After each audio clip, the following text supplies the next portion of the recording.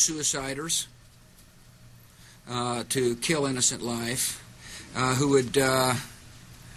had relations with Zarqawi.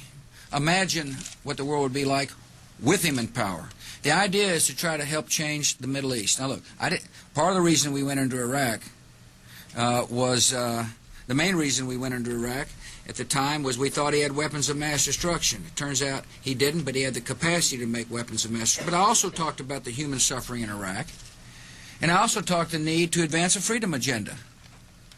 And so my answer to your question is that imagine a world in which Saddam Hussein was there, stirring up even more trouble in a part of the world that had so much resentment and so much hatred that people came and killed 3,000 of our citizens.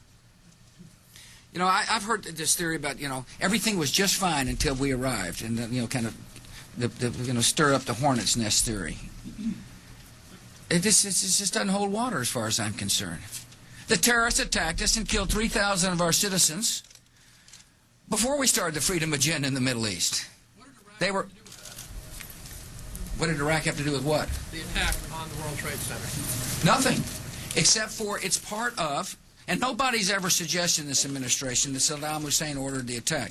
Iraq was the lesson of September 11th is take threats before they fully materialize, Ken.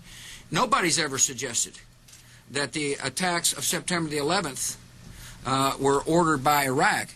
I have suggested, however, that resentment and the lack of hope create the breeding grounds for terrorists who are willing to use suiciders to kill to achieve an objective. I have made that case. And one way to defeat that, defeat resentment, is with hope. And the best way to do hope is through a form of government. Now, I said